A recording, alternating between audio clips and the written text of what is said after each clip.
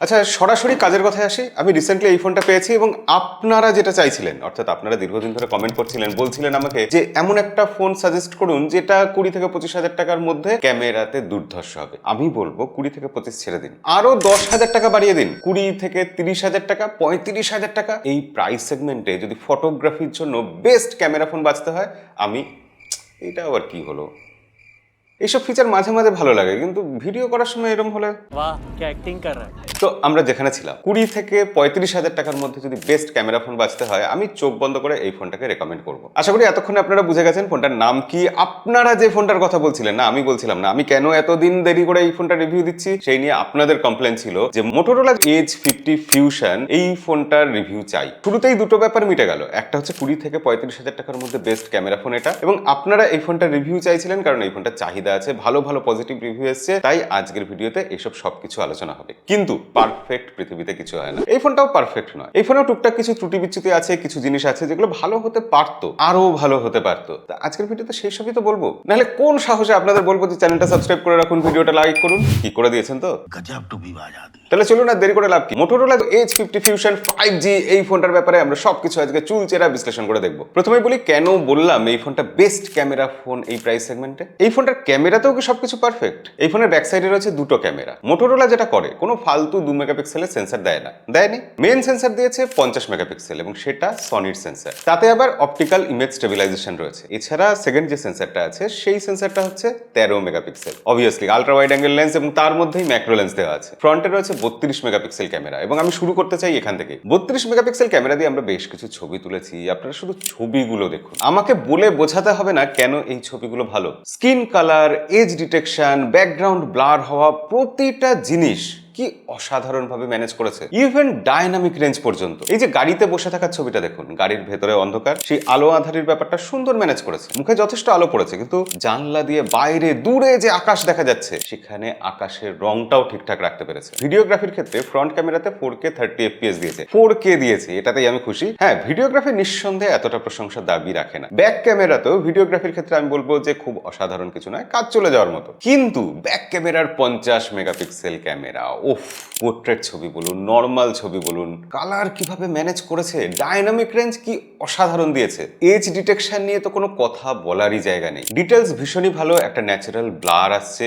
নিঃসন্দেহে আমি বলবো যে এখন এই দামে এর ক্যামেরা সত্যিই ভালো। কোনো ফোনের ক্যামেরার আমি এতটা মন খুলে প্রশংসা করি না। আজকে দায়িত্ব নিয়ে বলছি যে মোটো এজ 50 ফিউশন যে কোনো রিভিউয়ার এই ফোনটার ক্যামেরা দেখবে এবং ভালো বলতে বাধ্য হবে। হ্যাঁ, স্টিল ছবির কথা বলছি, কিন্তু মোটোরোলার ক্যামেরা নিয়ে আমি এককালে প্রচুর অভিযোগ করতাম, মানে পাত্তাই দিতাম না আর কি। সেই মোটোরোলা এতটা ইমপ্রুভ করবে, জাস্ট অ্যামেজিং। খুবই ভালো লাগলো, মোটোরোলার জন্য একটা থামস আপ রইল। দ্বিতীয়ত যে ভালো জিনিসটা, মোটোরোলার ফোনে ক্রমশ ডিজাইন ইমপ্রুভ হয়েছে। মোটোরোলা প্রথমে একই ধরনের ডিজাইন নিয়ে আসতো, বোরিং লাগতো দেখতে, প্রিমিয়াম ছিল কিন্তু বোরিং লাগতো। এবার এই ভেগান লেদার দিয়ে ডিজাইনটা একদম মিনিমালিস্টিক ডিজাইন, অথচ দেখতে কি প্রিমিয়াম লাগছে। 23,000 রুপিতে এই ফোনটার বেস ভেরিয়েন্ট লঞ্চ হয়েছে, অথচ এই ফোনটা আমি অনায়াসে 35,000, 40,000 টাকা বা 50,000 টাকা দামের ফোন বলেও চালিয়ে দিতে পারি, শুধু এর লুকস আর ডিজাইনের জন্য। আর এই কালারটা ছাড়াও এই ফোনের আরো দুটো কালার এসেছে, যার মধ্যে ম্যাজেন্টা কিউরেটেড কালারটা অসাম। তবে হ্যাঁ, একটা কথা বলে রাখি, এই ফোনের ফ্রেমটা কিন্তু প্লাস্টিকের, মেটালের নয়। ফোনটা মাত্র 7.9 মিলিমিটার থিকনেস, একদম পাতলা ফোন এবং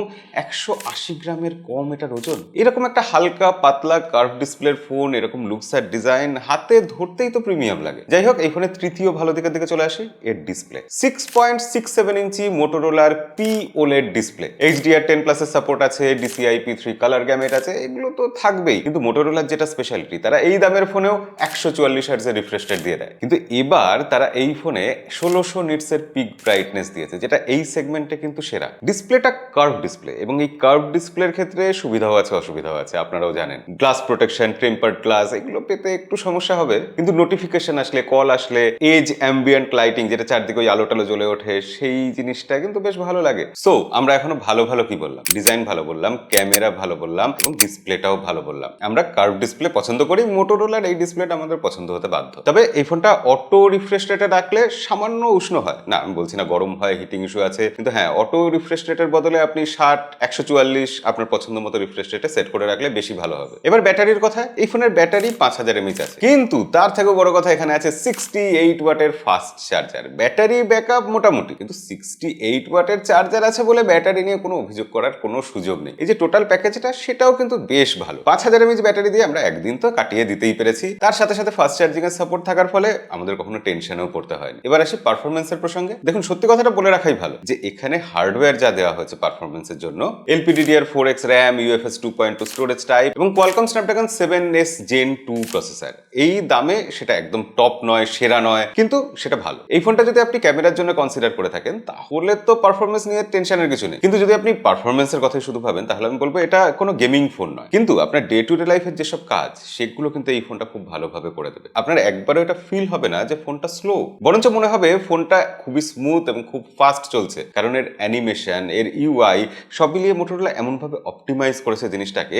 ইউজ করতে গেলে এটাকে কিন্তু বেশ ফাস্ট লাগে। গেমিং এর ক্ষেত্রে আমরা BGMI 60 FPS এ খেলতে পেরেছি, মোটামুটি গেমিং আপনি ভালোভাবেই করে নিতে পারবেন। Qualcomm Snapdragon 7S Gen 2 4 ন্যানোমিটারের processor, এবং এই দামে এর থেকে ভালো প্রসেসর দেওয়া ফোন আপনি পেতেই পারেন সেটা গেমিং এর জন্য, সেখানে কখনোই আপনি এই রকম একটা অলরাউন্ডার প্যাকেজ পাবেন না। মোটরোলা প্যাকেজের দিকে এবং ক্যামেরার দিকে সত্যি জোর দিয়েছে এবং সেখানে তারা আউটস্ট্যান্ডিং পারফর্ম করেছে। আর এমনি অন্য যেসব জিনিসপত্র, অর্থাৎ এই ফোনে হেপটিক ফিডব্যাক, সেটা ঠিকঠাক কাজ চলে যাবে, অসাধারণ নয় তবে এই ফোনের পক্ষে উপযুক্ত। IP68 রেটিং আছে, সেটা যথেষ্ট প্রিমিয়াম। ডুয়াল স্টিরিও স্পিকার আছে, ডলবি অ্যাটমসের সাপোর্ট আছে, তবে খুব জোরে গান বাজালে ব্যাক সাইডটা একটু ভাইব্রেট করে। আর এখানে রয়েছে Wi-Fi 6, তবে হ্যাঁ ওয়াইফাই কলিং এর ক্ষেত্রে বারবার কিন্তু কল ড্রপ হচ্ছে, তবে এমনিতে কল করতে গেলে কোনো সমস্যা নেই, বা আপলোড ডাউনলোড স্পিডেও কোনো সমস্যা নেই। তবে একটা জিনিস ঠিক যে মোটরোলা কিন্তু ইউআই এর ক্ষেত্রে বরাবরের মতো এবারও ভালো কাজ করেছে। মোটরোলার ইউআই এখন হ্যালো ইউআই হয়ে গেছে, তাতে ফিচার কমেনি, অপটিমাইজেশন খারাপ হয়ে যায়নি, বরঞ্চ মোটরোলা এবার বলেছে তারা 3 বছরের অ্যান্ড্রয়েড আপডেট আর 4 বছরের সিকিউরিটি আপডেট দেবে। আপডেটটা একটু ঘন ঘন দিলে ভালো হয়, এই ব্যাপারে মোটরোলা একটু অলসতা করে, তবে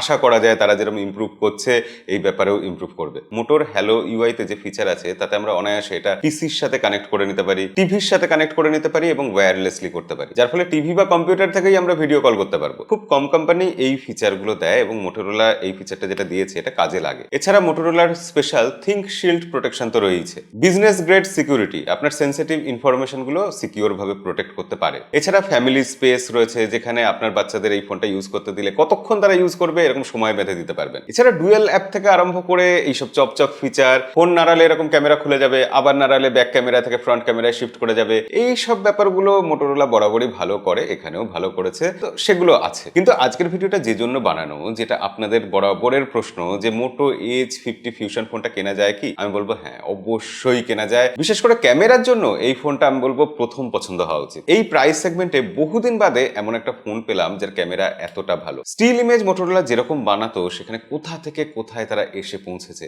আমি দেখে সত্যি অবাক হয়ে গেছি। তো আজকের ভিডিও আর বেশি লম্বা করে লাভ নেই। বেস্ট ক্যামেরা ফোন কিনতে হলে এই প্রাইস সেগমেন্টে অবশ্যই মোটো H50 ফিউশন আমার মতে প্রথম রেকমেন্ডেশন হবে আমার তরফ থেকে। আর এর ব্যাপারে বিস্তারিত আরো জানতে হলে ডেসক্রিপশনে লিংক দিয়ে রাখবো, অফার টফার থাকে সেসব দেখে নেবেন। ভিডিও এখানেই শেষ করবো। ভিডিও ভালো লাগলে লাইক করে দেবেন, দেখা হবে পরের ভিডিওতে। আজকের মতো বিদায়।